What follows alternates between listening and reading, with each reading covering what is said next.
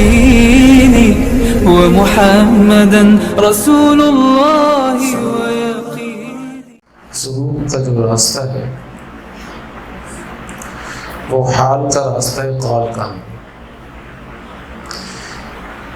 یہ راستہ قول سے طے نہیں ہوتا، یہ راستہ حال سے طے ہوتا ہے۔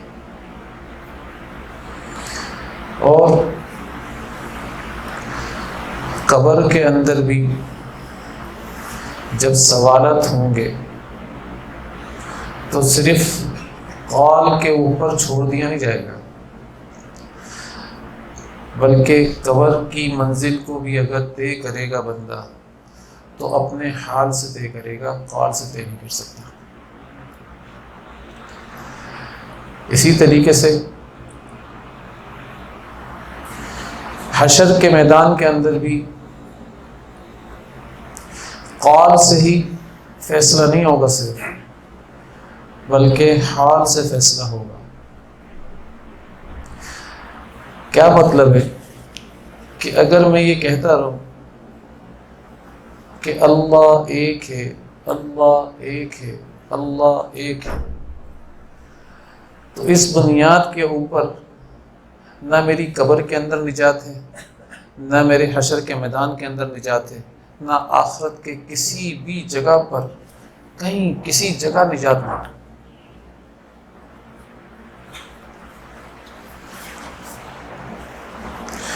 جب تک میرے قلب کے اندر، میرے دل کے اندر توحید قال کے ساتھ ساتھ توحید حال بھی جم نہ جائے،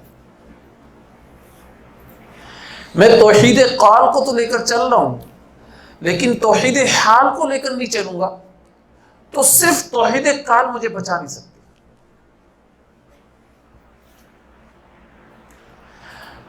جو چیز مجھے بچائے گی وہ توحید حال بچائے گی۔ حال کس کو کہتے ہیں؟ کیفیات کو کہتے ہیں، کیفیات جو اللہ کے رسول صلی اللہ علیہ وسلم کی کیفیت ہوا کرتی تھی کہ اللہ سے ہوتا ہے، اللہ کے غیر سے کچھ نہیں ہوتا، یہ بولتے وقت جو کیفیت ہوتی تھی جملوں کے ساتھ ساتھ، وہ کیفیت چاہیے اللہ کی ذات کو، صرف بول نہیں چاہیے۔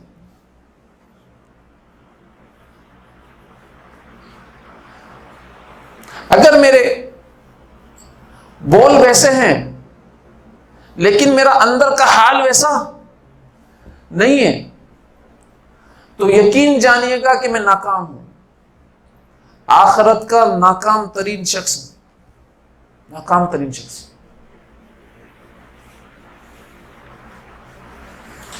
اس لیے اپنے قول کو صحیح کرنے کے لیے اپنے حال کو صحیح کرنا پڑے گا، اور حال سے آٹومیٹکلی قول صحیح ہو جائے گا۔ اور اس کا سب سے پہلا قدم کیا ہے؟ اس کا سب سے پہلا قدم ہے اپنا عقیدہ ٹھیک کرنا پڑے گا، اپنا عقیدہ ٹھیک کرنا پڑے گا۔ اور عقیدہ ٹھیک کریں گے تب جا کر آپ کے معاملات اللہ تعالی قول سے نکال کر حال کے اوپر لے کر آئیں گے۔ کیا کریں گے؟ قول سے نکال کر حال پر لے کر آئیں گے۔ تو لہذا اس کام کی سب سے پہلی سیڑھی کیا ہے؟ اپنے عقیدے کو ٹھیک کر دو، اور اپنے عقیدے کو حضرت مولانا قاسم نانوتوی رحمۃ اللہ علیہ عقیدہ بناؤ، اپنے عقیدے کو حضرت انور شاہ کشمیری رحمۃ اللہ علیہ والا عقیدہ بناؤ، اپنے عقیدے کو حضرت مولانا یوسف لدھیانوی رحمۃ اللہ علیہ والا عقیدہ بناؤ، اپنے عقیدے کو مفتی نظام الدین شامزئی رحمۃ اللہ علیہ والا عقیدہ بناؤ، اپنے عقیدے کو درخواستی رحمۃ اللہ علیہ والا عقیدہ بناؤ، اپنے عقیدے کو احمد لاہوری رحمۃ اللہ علیہ والا عقیدہ بناؤ. اپنے عقیدے کو مولانا الیاس رحمۃ اللہ علیہ والا عقیدہ، اپنے عقیدے کو مولانا یوسف خان دہلوی رحمۃ اللہ علیہ والا عقیدہ. یہ میں اپنے اکابرین کے نام لے رہا ہوں. اپنے عقیدے کو حضرت حکیم الامت رحمۃ اللہ علیہ والا عقیدہ بناؤ، اور اپنے عقیدے کو میرے حضرت جو میرے شیخ ہیں حضرت حکیم اختر رحمۃ اللہ علیہ والا عقیدہ بناؤ. ہم سے نام نہیں لیا جاتا اپنا شیخ کا، ادب سے بڑی مشکل سے نام زبان پر چڑھتا ہے.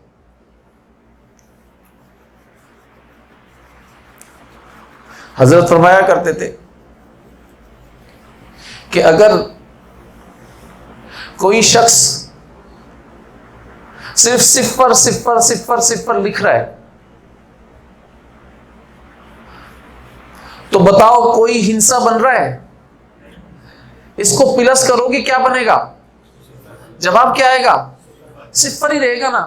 تو حضرت فرمایا کرتے تھے کافر کے جتنے بھی اعمال ہیں، جتنے بھی نیک اعمال وہ کر رہا ہے، چاہے وہ ہوائی جہاز بنا رہا ہو، چاہے راکٹ بنا رہا ہو، چاہے کوئی بھی رفاہی کام کر رہا ہو، فلاحی کام کر رہا ہو، یہ سارا صفر صفر صفر اسی کھاتے میں جا رہا ہے. ان کے اعمال نیک کا کوئی بھی صلہ کہیں پر بھی نہیں ملے گا ان کو آخرت کے اندر. یہ صفر صفر ہے.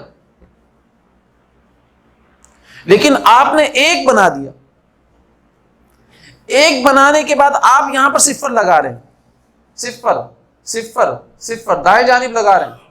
ایک بنانے کے بعد دائیں جانب کیا لگا رہے ہیں؟ صفر. صفر بنایا تو 10 بنا، پھر صفر لگایا تو 100 بنا، پھر صفر لگایا تو 1000 بنا، پھر صفر لگایا تو 10,000 بنا، پھر صفر لگایا تو 1 لاکھ بن گیا، پھر صفر لگایا تو بھائی 10 لاکھ بن گیا، پھر صفر لگایا تو کروڑ بن گیا، پھر صفر لگایا تو 10 کروڑ بن گیا، پھر صفر لگایا تو 1 ارب بن گیا، پھر صفر لگایا تو 10 ارب بن گیا. بن رہا ہے نا.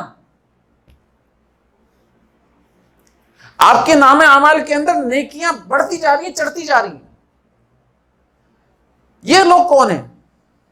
یہ لوگ وہ ہیں جو سنت کے مطابق اعمال کر رہے ہیں، جو 4 چیزوں کو لے کر چلتے ہیں: کتاب اللہ کو، رسول اللہ کو، سنت رسول اللہ کو، اور اجماع کو، اور قیاس کو. یہ 4 چیزوں کو لے کر چل رہے ہیں: کتاب اللہ کو، سنت رسول اللہ کو، اجماع کو، اور قیاس کو. اس لیے جو بھی یہ صفر لگاتے ہیں یہ ایک کے بعد دائیں جانب ہی لگاتے ہیں. ان کا اپنا طریقہ کوئی خود کا بنایا ہوا، خود ساختہ گڑا ہوا نہیں ہے دین کے اندر. یہ سارے طریقے کہاں سے آ رہے ہیں؟ یہ کتاب اللہ سے آ رہے ہیں، سنت رسول اللہ سے آ رہے ہیں، یا اجماع سے آ رہے ہیں، یا قیاس سے آ رہے ہیں.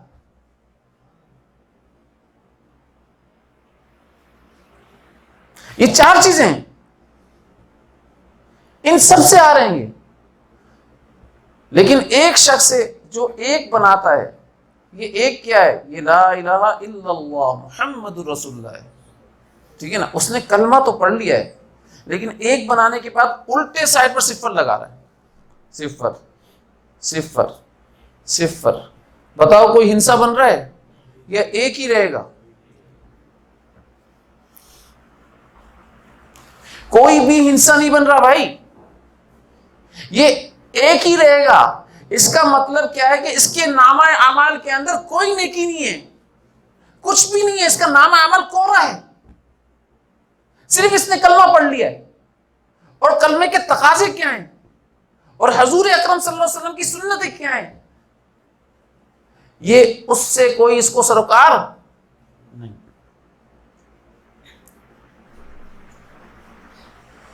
حضرت فرمایا کرتے تھے کہ ارے یہ تو بتاؤ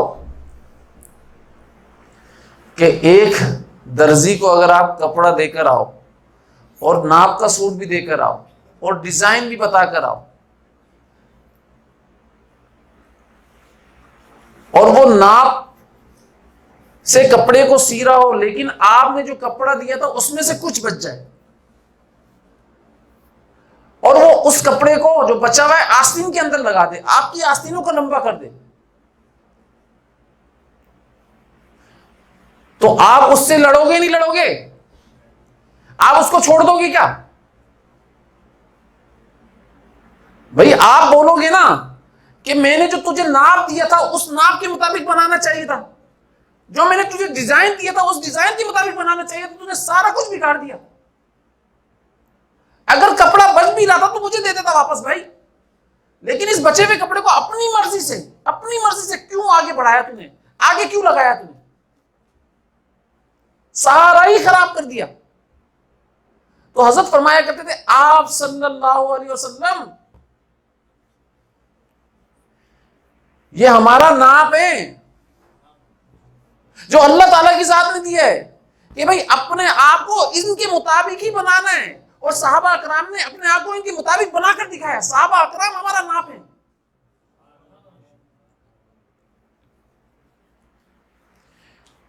اس سے نہ ایک انچ آگے بڑھنا ہے نہ ایک انچ پیچھے ہٹنا ہے. حضرت کے پاس ایک شخص آیا، بولنے لگا حضرت یہ جو آپ کا مرید ہے نا ٹوپی پہن کر سوتا ہے، ٹوپی پہن کر سوتا ہے. تو حضرت نے اس کو بلایا، بولا بھائی ٹوپی پہن کر تو تیرا شیخ بھی نہیں سوتا، تو کیسے سوتا ہے؟ اگر تو امام سے آگے بڑھ جائے گا تیری نماز ہو جائے گی، تو اپنے شیخ سے آگے کیسے بڑھ رہا ہے؟ اس کا مطلب ہے تیری نماز ہی نہیں ہو رہی ہے. لہذا شیخ کے پیچھے رہے بھائی، امام کے پیچھے رہے. اگر تو نے اپنی نماز مکمل کرنی ہے اور اپنی نماز چاہتا ہے کہ صحیح طریقے سے ادا ہو جائے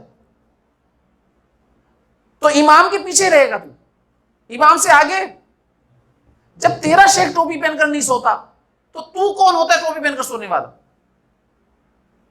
تو آج ہم کیا کر رہے ہیں؟ صحابہ اکرام سے آگے ہم اعمال بڑھائے جا رہے ہیں. اور صحابہ اکرام نے جو عشق کی دکانیں تھیں، اللہ کے نبی صلی اللہ علیہ وسلم کی عشق کی دکانیں تھیں، وہ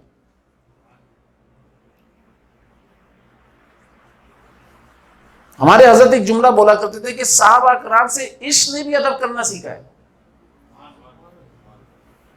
ایسا عشق صحابہ کرام رضوان اللہ علیہ اجمعین نے اللہ کے نبی صلی اللہ علیہ وسلم کی ذات سے کر دکھایا، اللہ سے کر دکھایا. صحابہ کرام عشق کی دکانیں ہوا کرتی تھی.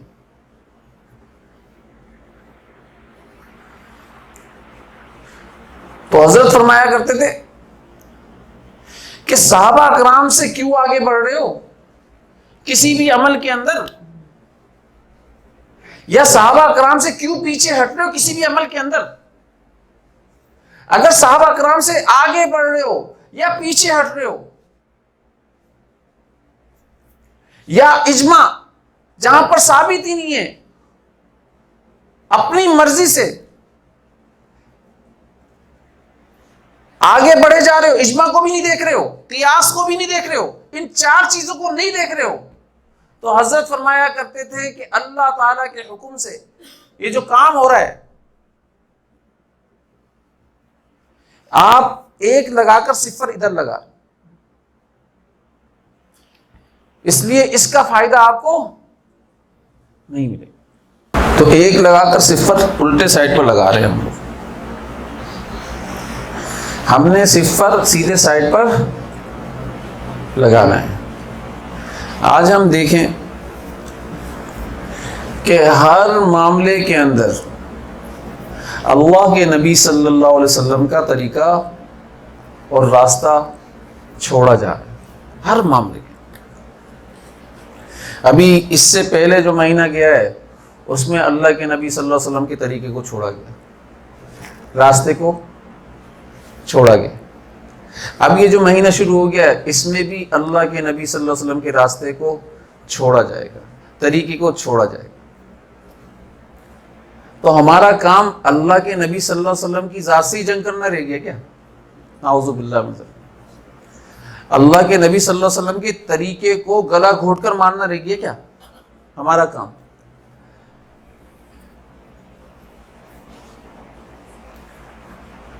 بھائی دیکھو سمجھنا، ایک شخص کا کوئی عزیز مرتا ہے، اس عزیز کے مرنے سے اس کو دکھ ہوتا ہے، تکلیف ہوتی ہے، دل بے چین ہوتا ہے نہیں ہوتا کہ میرے عزیز کا انتقال ہو گیا، میرا عزیز مجھ سے جدا ہو گیا، میں اس سے اتنی محبت کرتا تھا، آج یہ میری دنیا کے اندر، میری زندگی کے اندر نہیں رہا. اور وہ اس کو سوچ سوچ کر، اس کو یاد کر کر کے آنسو بہاتا ہے. کبھی کبھی اس کو ضرورت ہوتی ہوگی کہ یار میں اپنی ماں، جو میری ماں چلی گئی ہے، اس کے ران کے اوپر سر رکھتا اور وہ میرے اندر، سر کے اندر انگلیاں اپنی پیار بھری پھیر رہی ہوتی، مزہ آتا. میں اپنے غم اپنی ماں کو سنا دیتا، اپنے عزیز کو سوچ کر یاد کر رہا ہوتا ہے نہیں کر رہا ہوتا. ان کے انتقال پر تکلیف ہو رہی ہوتی نہیں ہو رہی ہوتی، یہ بتائیں. یقین جانو، یقین جانو، اس کو سمجھنا کہ جب آپ کو اپنے عزیزوں کے انتقال پر تکلیف ہو رہی ہوتی ہے تو حضور صلی اللہ علیہ وسلم کو اپنے سنتوں کے انتقال پر تکلیف ہو رہی ہوتی ہے کہ میرے امتی نے میری سنت کو فوت کر دیا. ایک تو ہے انتقال، اور ایک ہے کسی نے قتل کر دیا.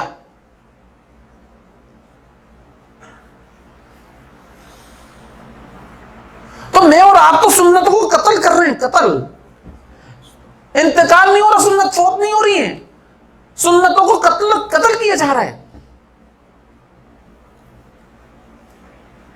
تو آپ صلی اللہ علیہ وسلم کی آنکھوں کے اندر کتنے آنسو آتے ہوں گے، کتنی تکلیف ہوتی ہوگی کہ میرا امتی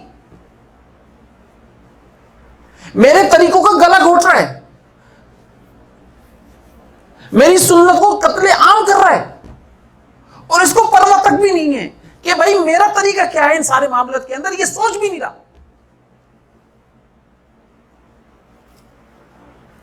یہ فکر بھی نہیں کر رہا. تصور کریں، صرف تصور.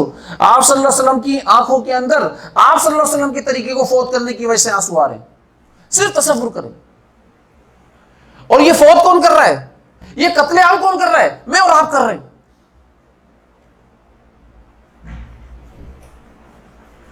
ایک تو ہے کہ ہم نیکی کر رہے ہیں، نیکی سمجھ کر کر رہے ہیں، نیکی نہیں ہے وہ، نیکی سمجھ کر کر رہے ہیں اور صفر یہاں پر منا رہے ہیں. اور ایک ہے کہ آپ صلی اللہ علیہ وسلم کو تکلیف دے رہے ہیں، ان کی سنتوں کو فوت کر رہے ہیں، ان کی سنتوں کو قتل عام کر رہے ہیں. تو آپ کو پتا ہے نا، ایک قتل کرنا ساری انسانیت کا قتل عام ہے، ساری انسانیت کا قتل عام ہے. ایک سنت کا قتل کرنا، نعوذ باللہ من ذالک، میں آپ کو بتا رہا ہوں ساری سنتوں کا قتل عام ہے.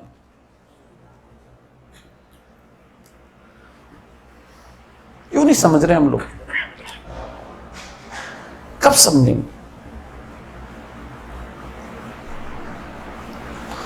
ہمارے اندر سے یہ ساری چیزیں کیوں نکلتی جا رہی؟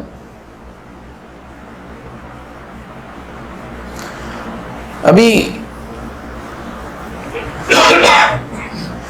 11ویں شریف کے نام پر قتل عام ہوگا نہیں ہوگا یہ بتائیں؟ ارے ہم لوگ اولیاء اللہ کے قائل ہیں بھائی. حضرت پیر عبد القادر جیلانی رحمۃ اللہ علیہ کا بہت بڑا مرتبہ ہے، بہت بڑا مقام ہے، اولیاء اللہ کے اندر سب سے بڑا مقام ہے.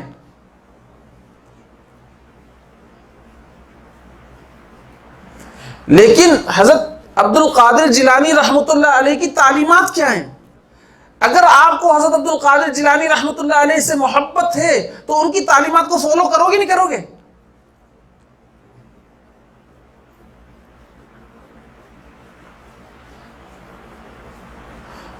ان کی کتاب ہے، ان کے مواعظ لکھے ہوئے اس کی کتاب کے اندر، ان کی کتاب ہے وہ. اور اس مواعظ کے اندر، اس واعظ کے اندر وہ لکھتے ہیں ان الخلق عجز وعدم محزن. کیا مطلب ہے اس کا؟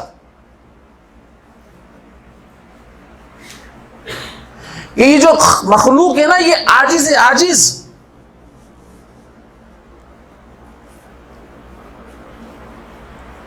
اور عدم محض ہے. عدم محض کا مطلب ہے اس کا کوئی وجود ہی نہیں ہے. صرف اللہ سے ہوتا ہے, اللہ کے غیر سے کچھ نہیں ہوتا, یہ کہہ رہے ہیں وہ اس بات کے اندر. سارے کام کرنے کے اندر عاجز ہے.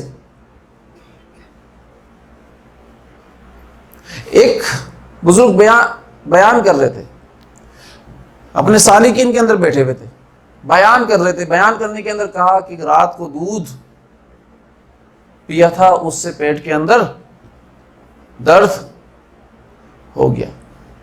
اور یہ جملے ہمارے عام روٹین کے ہیں, یہ جملے ہمارے عام روٹین کے ہیں. رات کو دودھ پیا تھا, اس سے درد ہو گیا. فلاں چیز کھائی تھی, اس سے یہ ہو گیا. فلاں چیز کی تھی, اس سے یہ چڑھ گیا, اس سے سردی چڑھ گئی. یہ ہمارے روٹین کے جملے ہیں.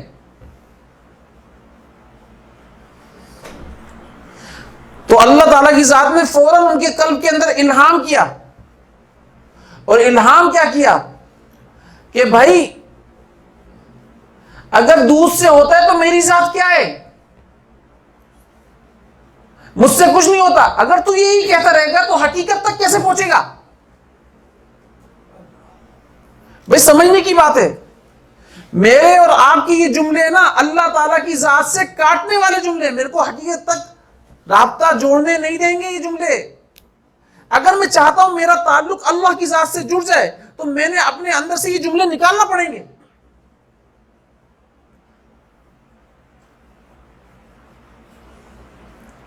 میں یہ کہوں کہ اے اللہ میرے پیٹ کے اندر درد آپ نے کر دیا. اب یہ جو بات آپ کر رہے ہو یہ کس سے کر رہے ہو؟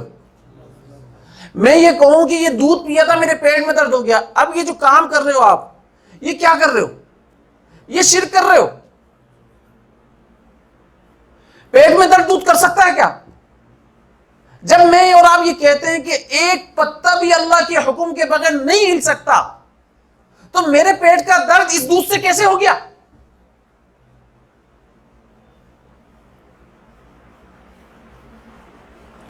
جب میرے پیٹ کا درد اس دودھ سے نہیں ہے, اللہ کے امر سے ہے, تو یقین جانو اس کہنے سے آپ کی توجہ, آپ کا یقین اللہ کی ذات سے بنے گا. آپ مانگو گے اللہ سے اس پیٹ کے درد کو ختم کرنے کے لیے. لیکن اگر آپ یہ کہو گے اس دودھ سے ہو گیا, تو آپ سبب کی طرف دوڑ جاؤ گے کہ یار اس ری ایکشن کا علاج کیا ہے, اس انفیکشن کا علاج کیا ہے, فلاں دوائی ہے, فلاں کھا لو. آپ کو اللہ کی ذات کا خیال بھی نہیں آئے گا.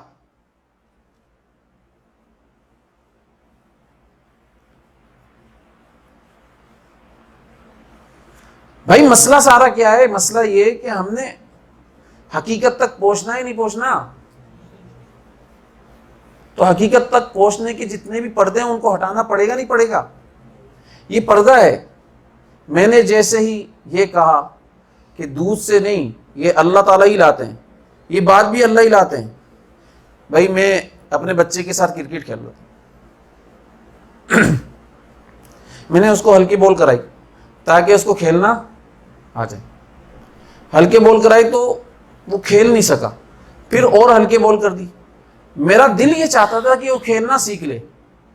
اس کو اور ہلکے بال کرائی تو اس نے شاٹ میں لگا دیا, چکر لگا دیا. پھر میں نے بولا اس کو اس ہلکے بال کو کھیلنا آ گیا ہے, پھر میں نے تھوڑی فاسٹ کر دی. اس کو بھی اس نے کھیلا تو بڑا زبردست کھیلا, پھر اور فاسٹ کر دی میں نے. پھر جب اور فاسٹ کی تو اس کو کھیلا تو اور اچھا کھیلنا آ گیا. لیکن کرتے کرتے کھیلنا سیکھا. بات سمجھ میں آ رہی ہے؟ تو یہ جو چیز ہے نا کہ بھائی آپ کے پیٹ کے اندر آپ نے دودھ پیا, آپ کے پیٹ کے اندر درد ہوا, تو اللہ تعالیٰ کی ذات یقین جانے اپنے اور آپ کے درمیان میں سے پردہ ہٹانا چاہتے ہیں, اپنے آپ دکھانا چاہتے ہیں, مشاہدہ کرانا چاہتے ہیں کہ تو اس سے ہونے کی بات نہیں کری ہو, مجھ سے ہونے کی بات کری ہو, مجھ سے ہونے کی بات. میں تیرے اور اپنے درمیان کا پردہ ہٹانا چاہتا ہوں. یہ پردہ ہے, اس کو پردے کو ہٹا. یہ پردہ ہٹایا, اب دوسرا بڑا پردہ آئے گا. تو اللہ تعالیٰ کی ذات جب دوسرا پردہ لے کر آئیں گے تو اس کا مقصد یہ ہوتا ہے کہ اس دوسرے بڑے پردے کو بھی میرا نام لے کر ہٹا دے, مجھ سے ہی ہوتا ہے. پھر تیسرا بڑا پردہ آئے گا, اس تیسرے پردے کو بھی میرا نام لے کر ہٹا دے, مجھ سے ہی ہوتا ہے. تو اللہ تعالیٰ سارے پردے ہٹا دیں گے اور براہ راست بندہ اور اللہ سامنے بیٹھے ہوئے ہوں گے. اس کو سمجھنے کی ضرورت ہے.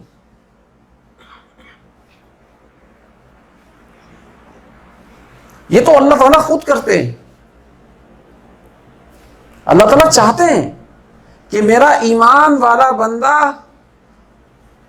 مجھے دیکھے، میں نے ایسے ہی نہیں کہہ دیا اپنے حبیب صلی اللہ علیہ وسلم کی زبان کے اوپر کہ تو عبادت ایسے کر جیسے کہ گویا میں تجھے دیکھ رہا ہوں. چل میں تجھے نہیں دیکھ رہا، گویا ایسے تو کر کہ تو مجھے دیکھ رہا ہو. ایسے ہی نہیں کہہ دیا یہ بات.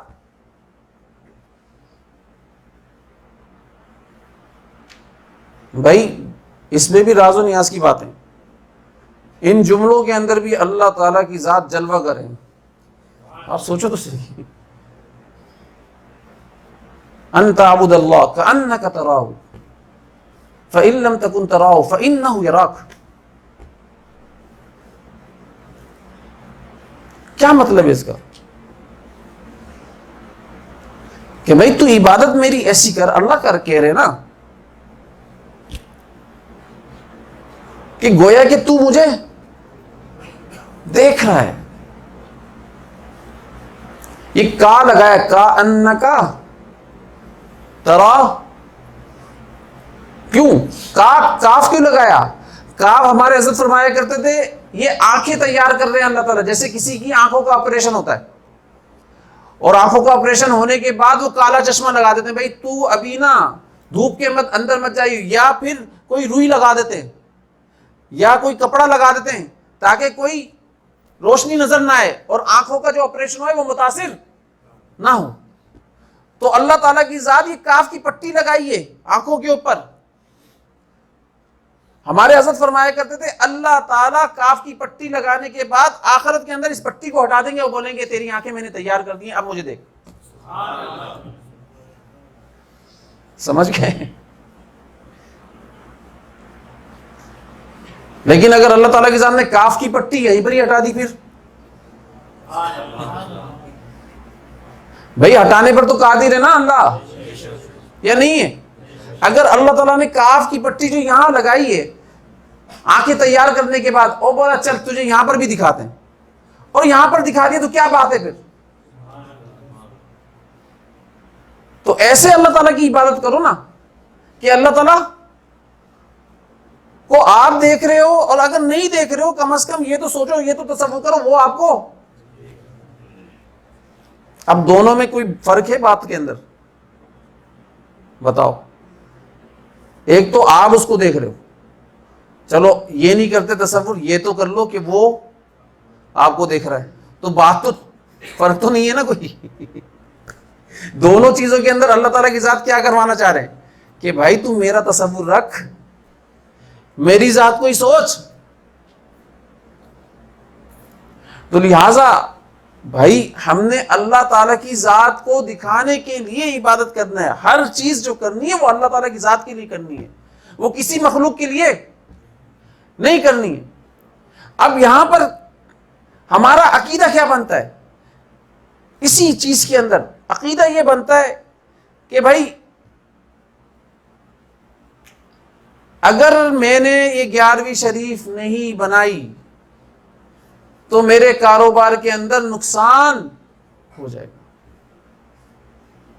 میں نے 11ویں شریف نہیں بنائی تو میری اولاد کے اندر بیماری آ جائے گی. اور پھر بعد میں یہ ایک دوسرے کو تانا بھی ایسے دے رہے ہوتے ہیں، دیکھا تو نے 11ویں شریف نہیں بنائی تھی تیری اولاد بیمار ہو گئی، دیکھا تو نے 11ویں شریف نہیں بنائی تھی تیرے کاروبار کے اندر نقصان ہو گیا، دیکھا تو نے 11ویں شریف نہیں بنائی تھی تیری بچیوں کی شادیاں نہیں ہو رہی ہیں، تیرے سارے کاموں کے اندر رکاوٹیں آ رہی ہیں. میرے پاس ایسے کثرت سے کیس آتے ہیں، میں آپ کو بتا رہا ہوں، کثرت سے آ کر یہ بول رہے ہوتے ہیں.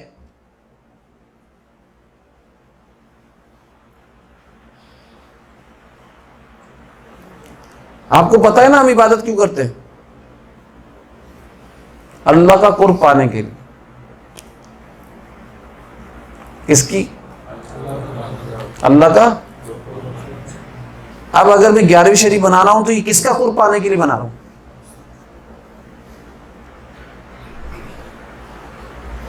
آپ کو پتا ہے 11ویں شریف کا وظیفہ کیا ہے؟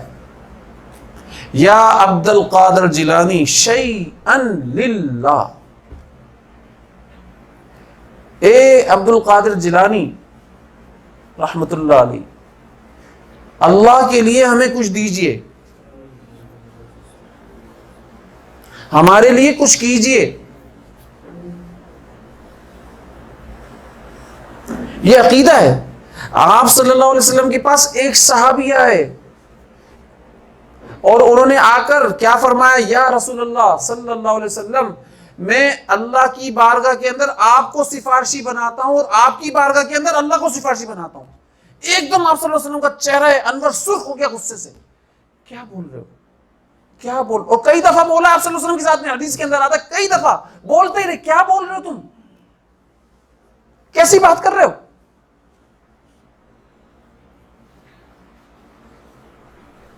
میں تو تمہارا سفارشی بن سکتا ہوں اللہ کی بارگاہ میں، لیکن اللہ تعالیٰ میری بارگاہ کے اندر سفارشی کیسے بن سکتے ہیں؟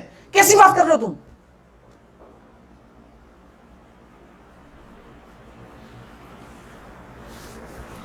تو اللہ تعالیٰ کے نبی صلی اللہ علیہ وسلم کی تعلیمات نہیں ہے یہ بھائی۔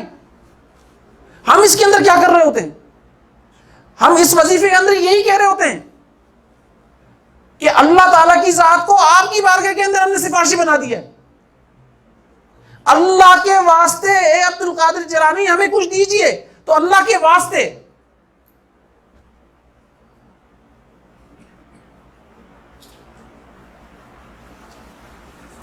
ہم نے کیا کیا؟ یہ بھائی کانسیپٹ بتا رہا ہوں میں بھائی۔ اگر آپ نے پیر عبد القادر جیلانی رحمت اللہ علیہ کے لیے لوگ بولتے نا کہ ہم نے ثواب، ایصال ثواب کے لیے کچھ کرنا ہے، تو بھائی ایصال ثواب کے لیے اگر آپ نے کچھ کرنا ہے تو مجھے یہ بتا دو کہ ایصال ثواب اگر میں آج کر دوں گا یا کل کر دوں گا پرسوں کر دوں گا، کیا ان کو ایصال ثواب نہیں پہنچے گا؟ کچھ بتاؤ، پہنچے گا نا؟ میں اگر 11ویں تاریخ کو کروں گا تو میں نے ایصال ثواب کے لیے 11 تاریخ کو مقرر کیوں کیا؟ اللہ تعالیٰ کی ذات نے فرائض نماز اور فرائض کے لیے ہی وقت مقرر کیا ہے، باقی اور عبادت کے لیے وقت مقرر نہیں کیا اللہ تعالیٰ کی ذات نے۔ نفل نماز کبھی بھی پڑھ سکتے ہو، وقت مقرر نہیں ہے۔ باقی جن وقتوں میں اللہ نے منع کر دیا ان وقتوں میں نہیں پڑھ سکتے۔